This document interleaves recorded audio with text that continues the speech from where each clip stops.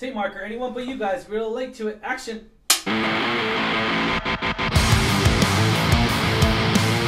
What's going on, Alamo City Movie Talk fans? As always, I'm your host, Ryan D.A. Ryan 680. I'm Angela Bacaldian. And this is Alamo City Movie Talk, guys. Movie Talk for movie fans. Thank you so much for making this a part of your day. And do not forget, guys, ladies and gentlemen, it is almost here, the new year. Happy holidays. Happy New Year to every single one of you guys. We are totally late on this review. Long story short, we actually had early access to this by Regal. Thank you guys, Regal, because we are Regal Unlimited members and everything. It's so great. The membership's great if you ever have a chance to check it out. Regal Unlimited is fantastic, especially for something that we do like this situation here. But hey, all bets aside, though, we saw this movie a few days before it came out, and we're like, "Oh my gosh, we totally forgot to review this movie." Well, we didn't forget. We just got busy with work and the holidays. Well, I family. forgot. I really thought we did. I was literally looking for the video. I was like, I thought we reviewed it, and I guess not. We lost track of time because of the new year, but we're here now. That's all that matters. No, exactly, guys, exactly. But let's get right to it. This is our review of what is it? What are we talking about today? Anyone But You. Anyone But You, guys, tells of a story of after an amazing first date, B and Ben's fury attraction turns ice cold until they find themselves unexpectedly reunited at a destination wedding in Australia. So, what do? They find out that they are two immature adults who will pretend to be an actual couple. That's hilarious. Yeah. Let's get right to it. Oh, I totally forgot, guys. If you have not already, be sure to like and subscribe to us on our Alamo City Movie Talk page. Hit that subscribe button. Thank you for talking movies with us, and let's get right to it. Angela, right off the bat, we kind of knew. We saw the trailer for this film, right? We saw the trailer for this a few times, I would say, right? I mean, at least a few times. Oh, yeah. So I know. We saw it for the Hunger Games. We saw it for a few movies. We saw it for a few times, and I was really pumped for this because I really like the two lead people. I really love Sydney Sweeney, and I really love Glen Powell. So to see them together, like on screen as the two main leads, I was really excited. Just on that in its own, that sold me, right? Yeah. But the premise was actually really funny, for people to, kind of like have this like scorn for each other, and then they have to pretend to be a couple. It's just really funny, and especially for me, I'm not into like rom-coms. Yeah. And it may not seem like it is, but it is. And I actually had good hopes going into this, and I was not disappointed. I really liked this film walking out of the theater. It was so surprising. It was so funny. I think it was a lot more funny than romance, which I really, really liked. And I just think the two leads had such great chemistry together on screen that I really liked this movie a lot more than I thought it would. Yeah, I gotta say, I'm a huge Sydney Sweeney fan. Of course, just the whole cast of Euphoria, because that's what she's really known for and everything. And that, and then, fun fact, guys, Angela pointed it out. When we saw Spy Kids 3, we were watching Spy... Yeah. Game over. Yeah, Game Over, Spy Kids 3. Glen Powell actually makes I think that was his first cameo. movie. That's what IMDb said. It was like the first credit, and it was like a really small part. He was a host of the Robot Show, guys. So if you've seen Spy Kids 3, he's the host of that show. I recognized that baby face right away and had to look it up just to confirm. But it was great to see because we were recently rewatching all the Spy Kids. Yeah, and we saw for some odd reason it just felt good. Yeah, it was really cool. But so we've seen him, throughout the years, and then we've recently just started seeing Sydney Sweeney. I think Euphoria really put her on the map. Oh yeah. And she's done, I think, a couple other things besides that, which are, again, she's really up and coming. She's such a great future. She's so promising. She has a lot of great potential. So to see them in this, I was really excited. I loved them in this. They were so great together. Yeah, I gotta say though, man, Glen Powell, man, that guy. He's really good for his age and everything. I mean, he's for his 88. Age. Yeah. For his age. Yeah. I mean, I gotta say, he does really good. He really portrayed this character very well.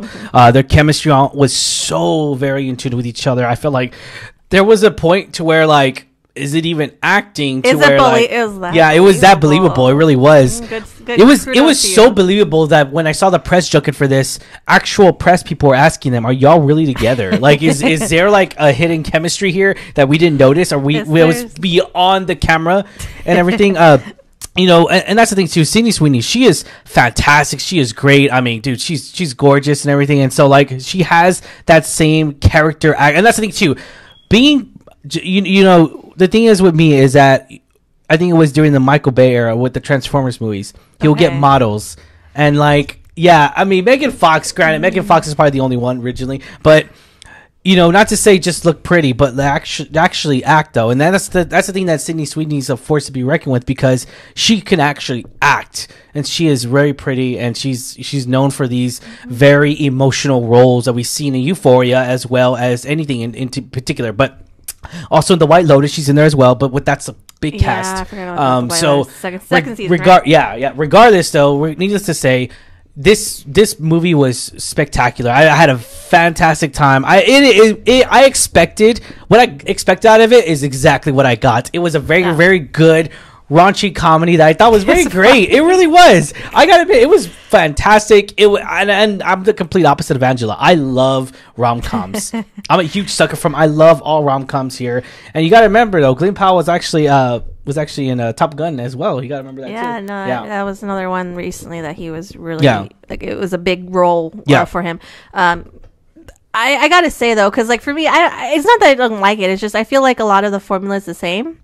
Don't get me wrong, it's kind of like that in here, but it was a lot funnier. You know what I mean? Like, it was just so many awkward moments with like the humor. Like, it was like awkward humor. Like, starting off with the way they opened up, she's like in the restroom and she like splashes water on herself in a very unflattering way, and it's just her trying to awkwardly deal with that and dry it. I think you've connected it more. I think you connected more to that. Yeah, so it's just really funny to me, like just to see that happen. And like I said, it is a rom-com at the end of the day, but I really liked the way the story was. It was very believable, not just the chemistry together, but the situations too that they made up in this movie, the situations that they were put in, even more so. Like, it's just the flight one, the restroom. There's a lot of good scenes that are in the trailer that are like, holy smokes, like, this is believable, this is real. It's very sarcastic too. Like, they both have like sarcastic senses of humor, and I fucking love it. I love their chemistry. That's what I'm saying. Their sense of humor is so on point. We're definitely gonna buy this movie because I really enjoyed both of them together. Even more so, like, you get to see a little Glen Powell working out a little bit. You get to see do his workout routines. I know you were like, oh, is that how he does it? Yeah, he does. Is that really believable?